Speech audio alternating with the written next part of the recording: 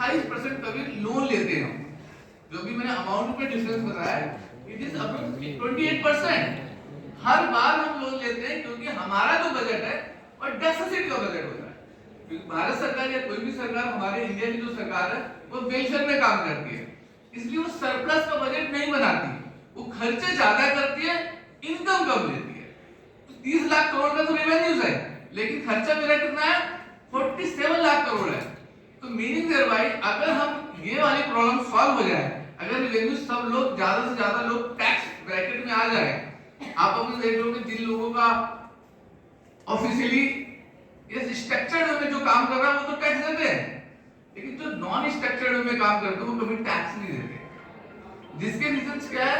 मुश्किल से 3-4% ऐसे लोग हैं जो टैक्स दायरे में हैं, बाकी 96% लोग इंडिया में टैक्स नहीं देते।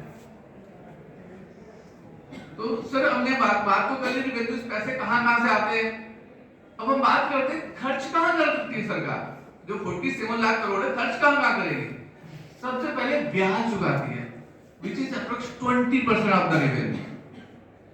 47 लाख करोड़ में 11 लाख करोड़ समथिंग हर साल भारत सरकार ब्याज दे रही है, विच इज कंपैरिजन। आप देखें कि 20% मेरा पैसा किस में जाता है? ब्याज देने में चला जाता है, यानी हमने लोन लिया है तो ब्याज दे रहे। तो इस तरीके से बहुत सारे कुछ चीजें हैं सर, कि डिफेंस में 16% जाता है, कैपिटल एक्सपेंडिचर में, इंटरेस्ट में 20, मैंने बताया 20% है, और आर्थिक सब्सिडी 6% चला जाता है। स्टेट का शेयर्स भी होता है। अगर आप लोग बुद्धिजीवी लोग हैं, आपको पता है सेंट्रल गवर्नमेंट यूनिटरी सिस्टम में तो स्टेट का शेयर जाता है, जीएसटी जो भी कलेक्ट होता है 20% से स्टेट को चला जाता है। पेंशन 4% जाता है, जो हमारे लोग सरकारी एम्प्लॉइज रिटायर हो गए उनका पैसा चला जाता है। अदर एक्सपेंडिचर्स है, और बहुत सारे सब्सिडीज, हमारे पास सब्सिडीज और स्पॉन्सर में पैसे चले जाते हैं। कुल मिला के बात ये है, जितना पैसा आता है बजट बनाया सारा का सारा पहले खर्चा बनाया जाता है, फिर इनकम का जुगाड़ किया जाता है, कैसे पैसे कैसे आएंगे, उसके लिए क्या ब्याज। अभी जैसे ये बता रहे थे सर कि इंटीरियम बजट, इंटीरियम बजट के अंदर, क्योंकि नॉर्मली सरकार को ये इस तरह का बजट नहीं डालना चाहती बिकॉज इलेक्शन का समय है, तो आपने देखा होगा कोई रेट चेंज नहीं हुआ। निर्मला मैडम ने बोला एक ही लाइन में पूरे टैक्स का फिगर बजट में, जिन लोगों ने देखा होगा एक लाइन में खत्म किया, in taxation there is no change, that's all. हम चार्टर्ड अकाउंटेंट बजट लेके बैठे हुए तो पूरी टीम के साथ भी भैया हम लोग बहुत अच्छा करेंगे, लेकिन हुआ क्या? उन्होंने एक लाइन में हमने, क्योंकि हम लोगों को सभी को रिव्यू करना पड़ता है, क्या इम्पैक्ट आ रहा बताना पड़ता है, क्लाइंटों को फोन आते हैं, बट एक लाइन में बताया देयर इज नो चेंज। तो बजट में टैक्सेशन पॉइंट ऑफ, बट बहुत अच्छा है कि प्लानिंग, क्योंकि वर्ड है बजट एट अ ग्लेंस, तो मुझे लगता है बजट के बारे में थोड़ा ये बताना बहुत जरूरी है। ठीक है, डेफिसिट के बारे में बात करूंगा मैं। डेफिसिट क्या है? जब मेरे पैसे, वो सिंपल सी भाषा में, जो मैं लोन लेता हूं ना, वही डेफिसिट है। मैं कुछ खरीदने जा रहा हूं, मेरे पास पैसे नहीं है, जितने पैसे वो तो मेरे पैसे हैं, बाकी पैसे जो मार्केट से उठा रहा हूं दैट इज लोन, वो डेफिसिट है। उसे हम कैसे घाटे की वजह, जितना मेरा लॉस हो रहा है, कम शॉर्ट पड़ रहा है, that is called physical deficit. तो मुझे लगता है कि फिजिकल डेफिसिट बहुत आराम से समझ में आएगा कि जितना पैसे मुझे शॉर्ट है तो वो डेफिसिट है, वो फिजिकल डेफिसिट है। अक्सर लोग कहते हैं कि हमारा अभी टारगेट 5.5% समथिंग रखा गया है, इस बार एस्टिमेटेड है हम घाटा इतना रखेंगे, अभी तक इंडिया में सरप्लस तो बजट नहीं है। और सर आप एक अच्छी बात बता रहे थे सर टैक्स के बारे में, कि टैक्स की शुरुआत कैसे हुई। टैक्स की शुरुआत सर, इसमें एक चीज ऐड करना चाहूंगा, आपने एक मूवी आई थी लगान, अगर आपने वो मूवी देखी होगी लगान, तो वो टैक्स के बारे में सब कुछ बताती है। तो वो प्रथा जो चली आ रही थी, ये आज मॉडर्न सिस्टम है, पैन अलॉट कर गए। पहले बहुत पहले 60s में पैन नहीं होते थे सर। मुझे एक सीबीडीटी के चेयरमैन थे, उन्होंने बताया, उन्होंने कहा पहले हम हाथी पे बैठ के जाते थे टैक्स वसूल करने, और ये रजिस्टर मेंटेन करते थे, उनको बोलते थे जिसका बिजनेस सही कर रहा है, हाँ भाई तू कितना देगा, वो जितना बोलता 10 रुपए 12 रुपए 5 रुपए जितना भी वो कलेक्ट करते थे, और टैक्स ऑफिसर हाथी पे बैठ के जाता था। ये बड़ी सरप्राइज थी। उस समय इनकम टैक्स एक्ट 1922 एप्लीकेबल होता था, 1961 में नया एक्ट आ गया। तो सर ये तो बड़ी बोरिंग सब्जेक्ट है कि किस एरिया में कितना पैसा खर्च हुआ है, तो ये लेकिन क्योंकि बजट का पार्ट है, अगर आपने देखा होगा बहुत लोग टेलीविजन में बैठे होते हैं, बजट चला होता तो वो चैनल चेंज कर देते हैं, वो सोचते हैं मुझे क्या मतलब है, बट नहीं, बीइंग ए प्रोफेशनल हमें सबको मतलब है, क्योंकि हमें पता होना चाहिए हमारी सरकार किस तरफ, उसका इंटेंशन क्या है, वो किस तरफ जाना चाहती है। अगर देखा जाए, मुझे एज ए क्लाइंट लोग मुझे अप्रोच करते हैं मेरे लिए क्या हुआ टैक्स में, बट सर टैक्स में तो नहीं हुआ, बट क्या देश के लिए हुआ, ये मैटर करता है। तो सर इस बजट को मैं बोलूंगा, क्योंकि सारे ये बजट जो आ रहे हैं ना, ये इंफ्रास्ट्रक्चर बेस्ड बजट है। ये अगर जिस देश का, जिस कंट्री का इंफ्रास्ट्रक्चर डेवलप हो जाएगा ना सर, वो अपने आप डेवलप हो जाएगा। तो बेसिकली हमारा ये जो बजट है ना, एग्रीकल्चर बेस्ड है, इंफ्रास्ट्रक्चर बेस्ड है, वुमेन के लिए बहुत जबरदस्त है। तो ये बहुत सारे, अगर आपने देखा होगा पहले की तुलना में भी comparison, if you do comparison, IIT बहुत बनते जा रहे हैं, आईएम बन रहे हैं, आईटीआईज बन रहे हैं, यूनिवर्सिटीज बन रहे हैं। आखिर बन रहे हैं जिसका मतलब यूटिलाइज होंगे, इंफ्रास्ट्रक्चर बन रहा है। जिस तरीके से हमारी पॉपुलेशन बढ़ रही है, अगर उसको ध्यान में रख के इंफ्रास्ट्रक्चर डेवलप नहीं होगा तो हम ग्रो नहीं कर पाएंगे। हम 2047 में हम विकसित नहीं बन पाएंगे। तो ये बहुत जरूरी है। जैसे आपने बताया सर कि अगर आपको हाईवे पे दौड़ना है तो आपको पे करना पड़ेगा टैक्स, सर डेफिनेटली पे करना पड़ेगा टैक्स, और इसके लिए इंफ्रास्ट्रक्चर जब तक डेवलप नहीं होगा ना सर, इस कंट्री का डेवलपमेंट नहीं हो सकता। तो अभी हम लोग बहुत पीछे हैं, we are developing as compare to other countries में बात करें तो सर ये तो था बजट एट ए ग्लैंस। अगर किसी को बजट के बारे में, मुझे लगता है कि दैट वुड एनफ कि taxation point of their is nothing in budget. उन्होंने एक लाइन में बोला, मैं भी सेम लाइन कॉपी करके बोल रहा हूं, there is nothing in the budget, all are that old law is applicable in this case, whatever applicable in the last budget. तो मैं थोड़े से लास्ट बजट के ऊपर मैं टैक्स प्लानिंग और वो टैक्सेशन के बारे में बात करूंगा सर। मोस्टली जितने भी लॉयर्स हैं, प्रोफेशनल्स हैं, इन पे जो हमारा सेक्शन जो एप्लीकेबल होता है, ये प्रोफेशनल की कैटेगरी में आते हैं। और प्रोफेशनल लीगल प्रैक्टिस करने वाला सारे प्रोफेशनल है, चाहे वो लॉयर को एडवोकेट्स एक्ट में रजिस्टर्ड है या नहीं है, सब प्रोफेशनल कैटेगरी में आते हैं जो लॉयर की डेफिनेशन को कवर करते हैं। उसमें लिखा हुआ लीगल प्रैक्टिशनर। अब वो technical difference you know very well कि क्या है difference. Chartered accountant, engineer, doctors, all are the professional. इनके लिए भारत सरकार की तरफ से बहुत अच्छी व्यवस्था की गई है, स्पेसिफिक। उनको कहते हैं कि don't maintain books of accounts. अगर आप देखा जाए, हमें क्या करना है, एक बिजनेसमैन को करना क्या पड़ता है, एक बिजनेसमैन क्या करता है, सारे रेवेन्यूज रिकॉर्ड करता है, सारे खर्चे जहां जहां करता है वो रिकॉर्ड करता है, वाउचर बनाता है, अकाउंटेंट से बोलता है कि इसकी बुक राइटिंग कर, सब कुछ पूरा सिस्टम काम धाम चल रहा होता है। लेकिन प्रोफेशनल के लिए उन्होंने एक सहूलियत दे रखी है, और छोटे बिजनेस को भी दिया हुआ, नो डाउट। प्रोफेशनल के लिए दिया हुआ है कि अगर कोई प्रोफेशनल जिसकी टर्नओवर, जिसका रिसीट पूरे साल का 50 लाख रुपए तक, उसको टैक्स ऑडिट की जरूरत नहीं है। आई mean to say they don't need to maintain proper books of account. उनको सिर्फ अपनी रिसीट मेंटेन कर लो, उस रिसीट का कम से कम 50%, कम से कम 50% अमाउंट को एज ए इनकम डिक्लेयर कर दे। से एग्जांपल, मैं चार्टर्ड में प्रोफेशनल हूं, मेरी रेवेन्यू रिसीट कितने पूरे साल में 40 लाख है, तो मैं डिवाइड बाय 2 करूंगा, 50% निकालूंगा, 50% को मैं इनकम बना के उस पर टैक्स दे दूंगा। तो अब मुझे ये बाकी जो 50% मैंने रिड्यूस किया है as a expenditure, deemed expenditure माना जाएगा। क्या माना जाएगा? डीम्ड एक्सपेंडिचर, क्योंकि मैंने बुक्स मेंटेन नहीं किया। ये स्पेसिफिक सेक्शन 44A में हमें स्पेसिफिक प्रोविजन दिया हुआ है। जी सर। एक्सपेंडिचर एक्चुअल में हुआ ही नहीं है, मान लीजिए हाँ, एक्सपेंडिचर हो या ना हो, डीम्ड एक्सपेंडिचर मान लिया गया है। आपके परसेंटेज 5% खर्च हुआ, 10% खर्च हुआ, ये मैटर नहीं करता, क्योंकि पैसे आते जाते हैं। छोटे प्रोफेशन को अलग से अकाउंटेंट रखना, ये सब बर्डन है।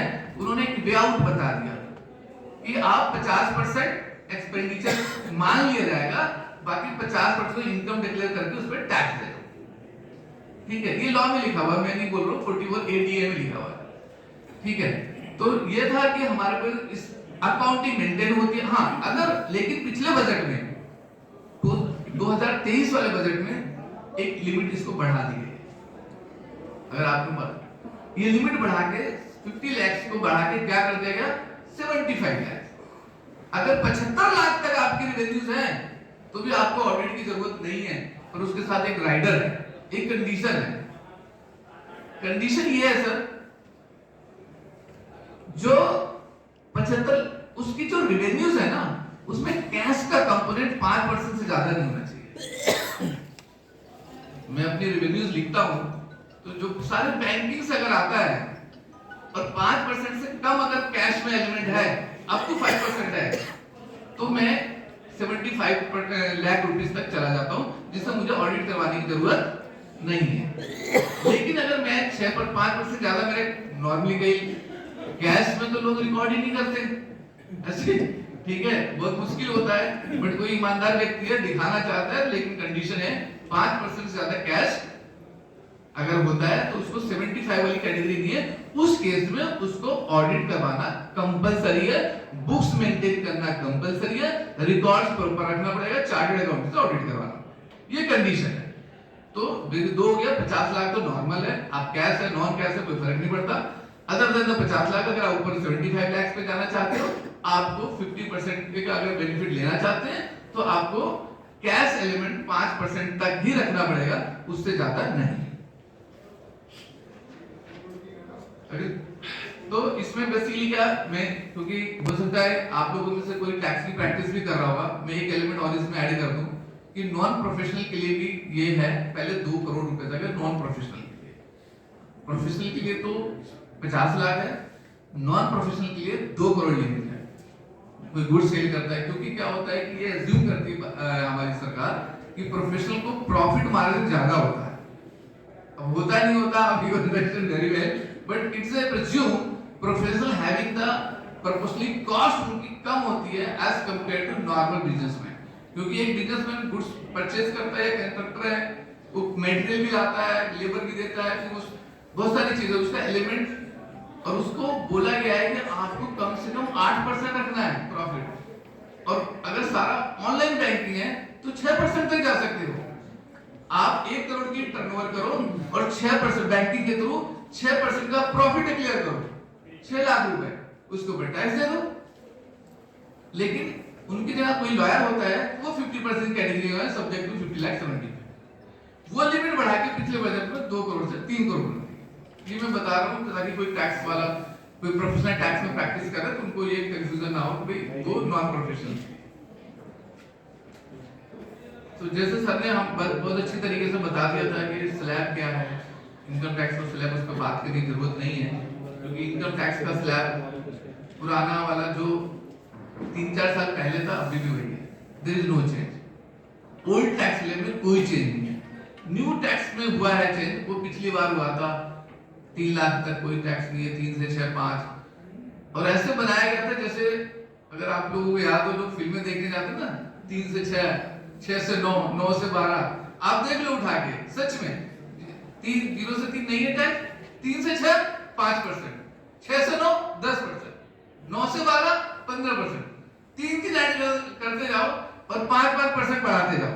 आपको याद करने की जरूरत नहीं है टैक्स स्लैब क्या है, बस 3% 5% ऐड करते जाओ। ध्यान रहे लिमिटेशन है 15 लाख, 15 लाख के ऊपर सीधा 30%, जो पहले भी होता था 10 लाख से ऊपर 30%, बाकी same, there is no change. अभी एक्चुअली टैक्स प्लानिंग में क्या होता है सर, क्योंकि हो सकता है कि हमें बीइंग ए प्रोफेशनल, हमारा तो हम आप लोगों का या तो प्रैक्टिस इंडिविजुअल कर रहे होंगे या एडवोकेट लॉ फर्म बना के कर रहे होंगे, यही तरीका है। इस तरीके में कंपनी तो बना नहीं सकते या कोई एंटिटी, बट अगर मैं टैक्स प्लानिंग की बात करूं तो वेरियस वे, जैसे आपकी कोई इनकम आ रही, you can have the HUF. अगर मेरे को सपोज करो मैं इंडिविजुअल आदमी, मैं पुराना इनकम टैक्स फॉलो करता हूं या नया, उससे फर्क नहीं पड़ता। सपोज करो मेरी 20 लाख की इनकम है, यस, एक एग्जांपल के लिए बात करो, नए टैक्स रेजिम में 7 लाख रुपए तक कोई टैक्स नहीं है, लेकिन मेरी इनकम 14 लाख रुपए है। अब मैंने कहा अगर 7 लाख से ऊपर जाऊंगा तो पूरा टैक्स देना पड़ेगा। मैंने क्या किया, चालाकी से एक एचयूएफ बना लिया अपनी। अब 7 लाख की इनकम, मैंने अपने क्लाइंट को बोला 7 इधर दो, 7 मुझे दो, मेरी 14 लाख की इनकम हो गई, मेरी टैक्स कितना हुआ, 0। क्योंकि मैंने क्या किया, एक डिफरेंट एंटिटी बना ली एचयूएफ बना के, उसका डिफरेंट पैन होता है।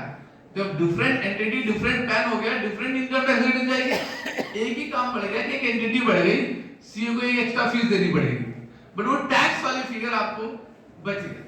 ठीक है सर, तो this is something, this is what tax planning हम लोग एज ए एडवाइस करते हैं एसएससी को। जब कोई टैक्स एसएससी आता है, मैं क्या करूं, टैक्स कैसे रिड्यूस, मैंने कहा ठीक है, हमारी भी फीस बढ़ती है, हमें एक एंटिटी मिल जाता है, उसका भी फायदा होता है, टैक्स सेव हो जाता है।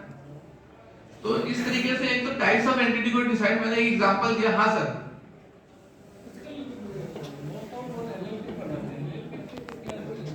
मैं करता हूं सर, सीए फर्म भी एलएलपी बनाती है, मैं जिस एलएलपी का जिस फर्म का मैं पार्टनर, वो भी एलएलपी है।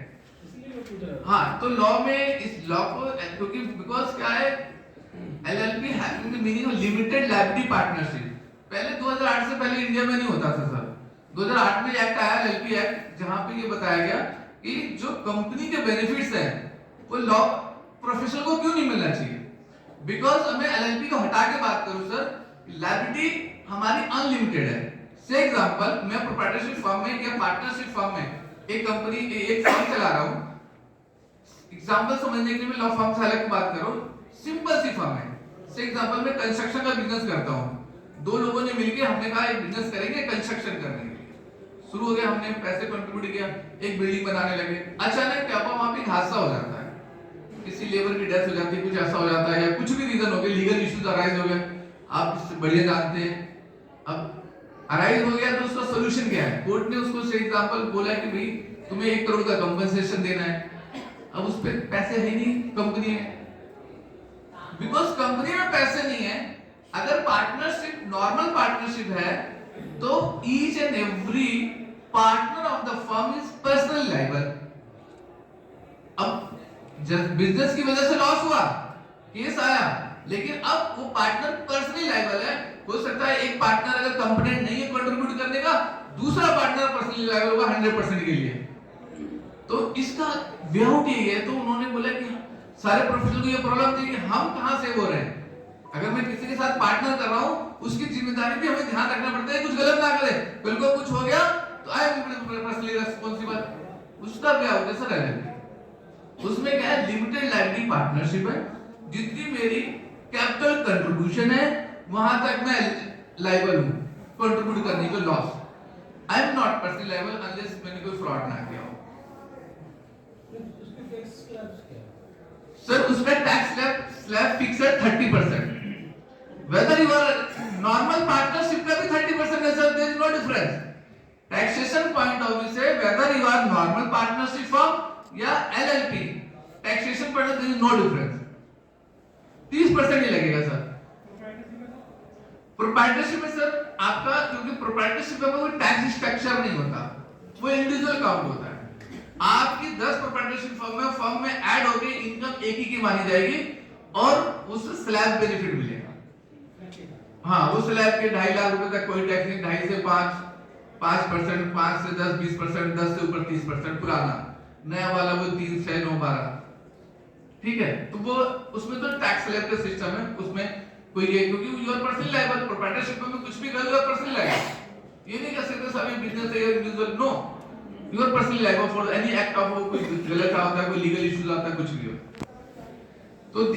तो हमें ना स्ट्रक्चर प्लानिंग करने के लिए ना सर बहुत सारी चीजों का ध्यान रखना पड़ता है। एक और बता दूं, अब लोग एलएलपी बनाने से अच्छा है या फर्म बनाने से अच्छा लोग प्राइवेट लिमिटेड बनाना पसंद करते हैं।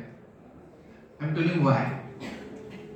कंपनी का टैक्स रेट देखो 25%, पार्टनरशिप फर्म और एलएलपी का टैक्स रेट है सर 30%, 5%। अगर से एग्जांपल मैं एक ऐसी फर्म चलाता हूं जिसमें 1 करोड़ का नेट प्रॉफिट होता है, 1 करोड़ पे मैं 5% एक्स्ट्रा टैक्स दे रहा हूं फर्म के अंदर, 5 लाख रुपए मैं इससे अच्छा 50,000 सीए को फीस दूंगा ना सर, ऑडिट करूंगा कि बेटर है, मेरे 4.5 लाख रुपए बचेंगे। और जैसे मैं 50 लाख को क्रॉस करता हूं ना सर, सरचार्ज बढ़ जाता है। टैक्स तो है ही है, लेकिन if you are having the income more than 50 lakh you need to pay 10% surcharge. अगर 1 करोड़ से ऊपर है तो 15% देना पड़ता है टैक्स के ऊपर अलग से। तो इट्स वेरी, मतलब एक तो आपका टैक्स बढ़ जाता है, तो बेटर है आजकल कंपनी में टैक्स रेट कम है। भारत सरकार आई थिंक प्रमोट कर रही है कंपनी बनाओ, ना कि पार्टनरशिप। पार्टनर्स में बहुत जल्दी डिस्प्यूट हो जाता है, इजी नहीं होता सॉल्व करना as compare to private limited. Structure तो प्राइवेट लिमिटेड का है एलएलपी का ना, वो बेटर है एडमिनिस्ट्रेटर पॉइंट आप उसे इजी मैनेज करते हैं। आपने शेयर ट्रांसफर करना है, SH4 साइन करो, पैसे लो, ट्रांसफर कर दो विद द बोर्ड डिलीशन से। बट अगर पार्टनरशिप डीड में सबके सारे पार्टनर साइन होंगे, डीड चेंज करनी है, अपने आप में टफ काम है। अगर एक भी नाराज है तो बहुत दिक्कत है। This is a practical issue, so we have preferred कि in that point of view we should prefer for the company. But however जो भी सबका अपना अपना कन्वीनियंस है, कोई कंपनी जाता है, कोई पार्टनरशिप में रहना चाहता है, कोई फर्म बनाना चाहता है, कोई एलएलपी में जाना चाहता है, तो ये अपने अपने हुए। But taxation point of view से फर्म, और अगर प्राइवेट लिमिटेड मुझे टैक्स करना पड़े तो I will go for the private limited, क्योंकि वहां पे टैक्स रेट कम है। बट हाउएवर कंप्लायंस थोड़ा बढ़ गया। आदमी कंपैरिजन करता, वहां पे कंप्लायंस बढ़ चुका है, क्योंकि वहां पे बहुत एलएलपी से ज्यादा फॉर्मेलिटीज पूरी करनी पड़ती है। वहां पे बोर्ड मीटिंग कंपलसरी है, एलएलपी में कोई कंपलसरी नहीं। तो ये सब चीजें वहां पे कंप्लायंस बढ़ जाता है। हाँ, एलएलपी की एक अच्छी बात और है सर, एलएलपी में ना ऑडिट कंपलसरी नहीं है if your turnover up to ₹40 lakh. Statutory audit की जरूरत नहीं है, बट प्राइवेट लिमिटेड में आपका ₹1 या 0 भी टर्नओवर है ना, तो भी ऑडिट कंपलसरी है। तो ये डिफरेंस है, वहां पे मुझे वो फीस नहीं देनी पड़ेगी सीए को अगर मेरी टर्नओवर कम आती है। तो सर बात करते हैं कि टैक्स प्लानिंग क्या करें। बहुत सारी चीजें होती है सर, जैसे शॉर्ट टर्म, लॉन्ग टर्म, बड़ी कंफ्यूजन होती है। मैं क्या करूं, घर बेच रहा हूं, बेचूं ना बेचूं, उस पे लॉन्ग टर्म है, फिर क्या करूं टैक्स सेव करने के लिए।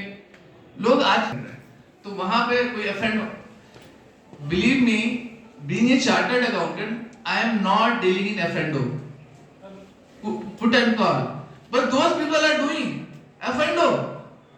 और यहाँ पे उनको समझाने की बात ये सर, आप लोगों की मैं बोल रहा हूँ, आप लोग तो क्या प्रोफेशनल हैं, एफएंडो की जो प्रॉफिट एंड लॉस होते हैं बिजनेस हेड में टैक्स होता है, इसमें बिजनेस हेड में, और बिजनेस हेड का फॉर्म डिफरेंट है।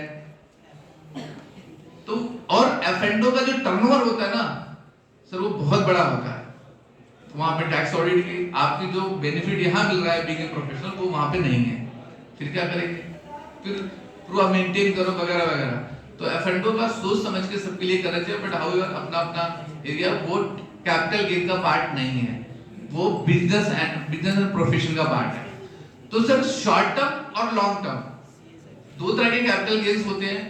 जो शेयर्स आज खरीदो और विद इन 1 ईयर आप सेल कर दो डिलीवरी में, तो this is called short term.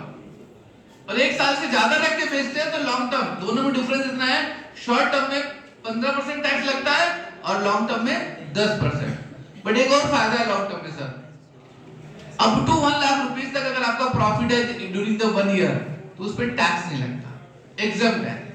से एग्जांपल, मैंने एक शेयर खरीदा 10,000 रुपए का और मैंने उसको 90,000 का बेच दिया 1 साल के अंदर ही अंदर। 1 साल के बाद लॉन्ग टर्म हो गया।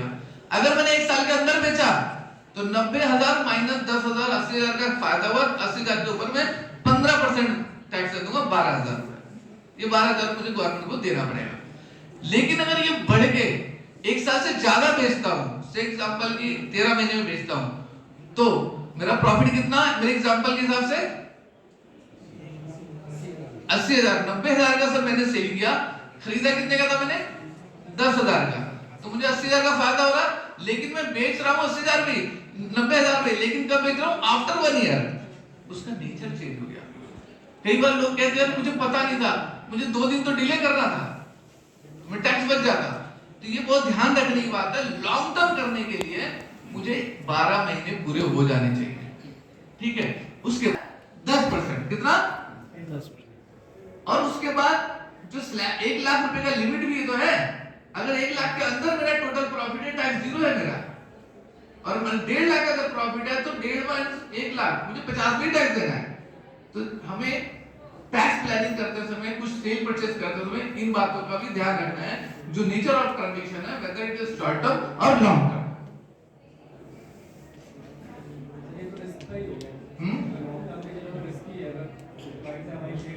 Risk and reward go together sir. ऊपर गया तो sir risk and reward go together. Commerce में तो सबसे पहले यही बताया जाता है sir, no risk no profit, more risk more profit. Risk है तो रिस्क है, आपने मूवी देखी होगी। तो सर रिस्क तो यहाँ भी है सर, गिर जाए तो क्या कर लेंगे। रिस्क कहाँ नहीं है, रोड पे चल रहे सर, गाड़ी चलाना तो बंद नहीं करेंगे ना, बट ये की है कि हाँ रोड पे चल रहे हैं तो गाड़ी चलाएंगे, थोड़ा ध्यान रख के। एक बंदा तेज जा रहा है तो पीछे रुक जाएंगे, मतलब दैट इज द वे, एक रूल फॉलो करते हुए जाएंगे, बट ऐसा तो नहीं चलना छोड़ देंगे। तो सर मैं कुछ और टैक्स प्लान की बहुत छोटी छोटी और बातें बताना चाहूंगा। हमने अपने ना किसी, सपोज मेरा तो दोस्त है, मैं उसको ना 1 करोड़ रुपए देना चाहता हूँ, पर मैं नहीं दे सकता। जैसे मैं उसे गिफ्ट करूंगा ना, इनकम टैक्स वाले आ जाएंगे, बोलेंगे क्या है तुम्हारा रिलेटिव है, क्योंकि एक फैमिली की डेफिनेशन है, रिलेटिव की डेफिनेशन है। उस रिलेटिव की डेफिनेशन में आप जितने मर्जी पैसे घुमाओ कोई टैक्स नहीं है। जैसे उस डेफिनेशन से बाहर जाते हो और आप किसी को गिफ्ट करते हो, रिसीवर को टैक्स देना पड़ता है। मैंने कहा मेरा दोस्त है, मैंने अपने दोस्त को से एग्जांपल, हमने कहा 1 करोड़ पकड़ो, मैं तुम्हें गिफ्ट करना चाहता हूं, account of love and affection.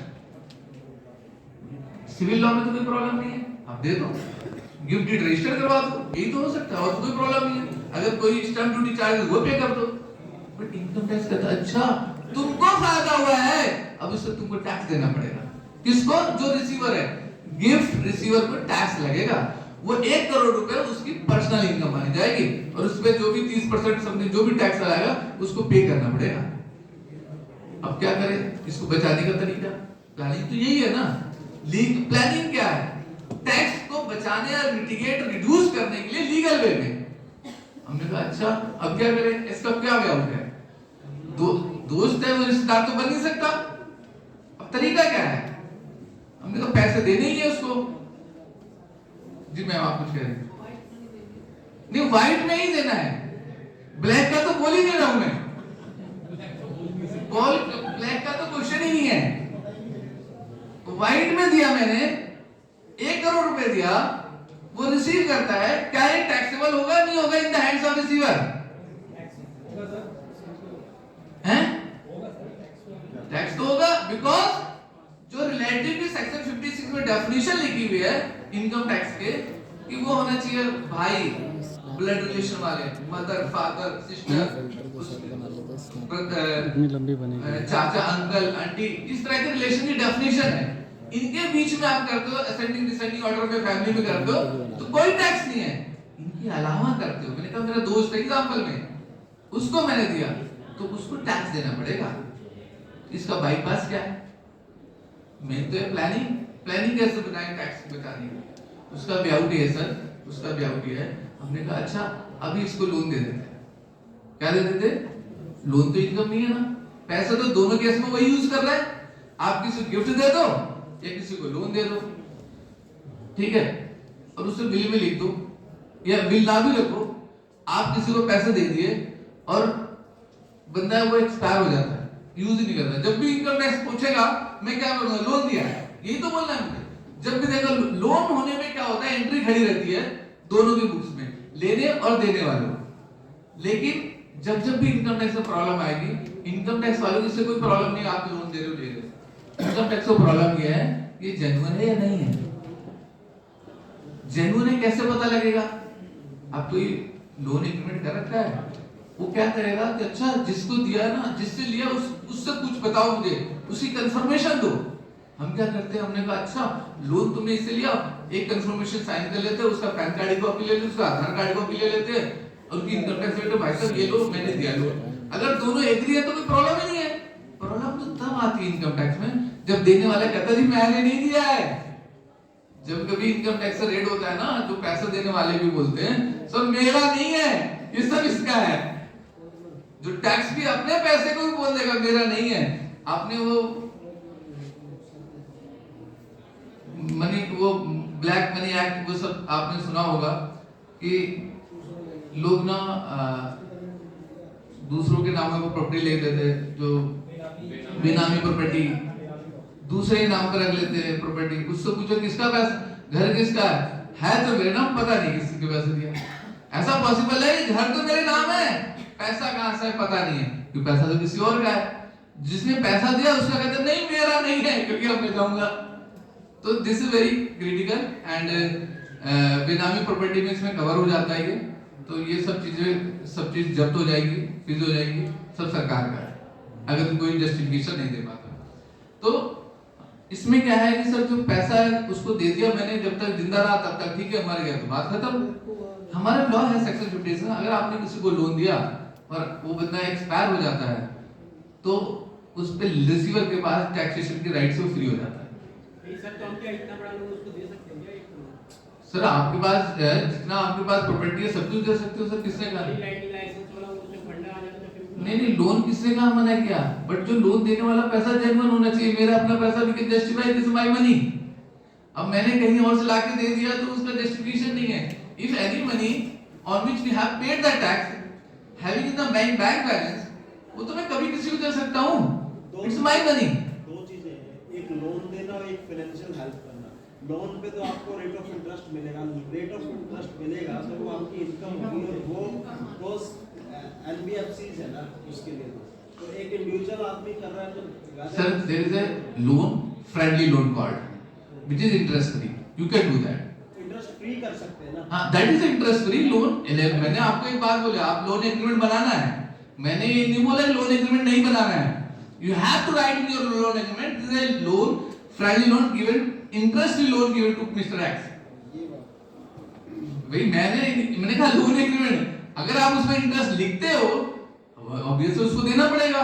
जो इंटरेस्ट रिसीव करेगा उसकी इनकम है, ठीक है। लेकिन अगर कोई एनबीएफसी बोले कि मैंने इंटरेस्ट फ्री लोन दिया, इज इट पॉसिबल? तो वो मैंने कहा फ्रेंडली लोन है, दोस्त को दे रहा हूं। लेकिन हाँ अगर एनबीएफसी दे रही है तो जो रीजनेबल रेट ऑफ इंटरेस्ट ले सकता है। एक्चुअली एंट्री ऐसी घूमती है सर, वो एनबीएफसी भी अपनी होती है, देने वाला भी अपना होता है, बंदा भी अपना होता है, सब कुछ अपना होता है। तो एक्चुअल में एंट्री ऐसी घूमती है जो लोग करते हैं।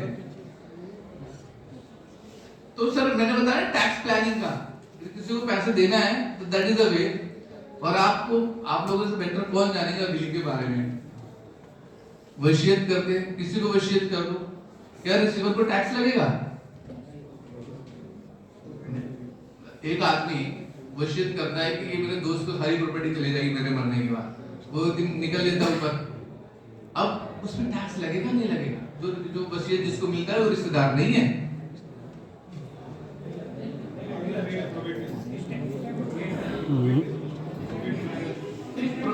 प्रोवेट करवाना इज अ प्रोसेस, प्रोवेट करना is a process, administrative things है कि प्रोवेट करा के अपने नाम पे ले लेगा, कोर्ट जाएगा, कोर्ट से प्रोवेट ऑर्डर देगा कि आप इसका कोई लीगल वेट नहीं, यही है। बिल को तो बिल होगा, बिल को प्रूफ करना ही तो है, कोई और क्लेम नहीं कर रहा है। लेकिन टैक्सेशन नो टैक्स। पर इसमें एक चीज है, अगर 3 इयर्स में रिटर्न नहीं करता तो अल्टीमेटली आफ्टर 3 इयर्स वो अमाउंट मेरे sir 3 years is the limitation act, it is written in the limitation act। if you have given a loan to anyone, ठीक है, देखो बिल तो कोई ईयर तो है नहीं, वो मरने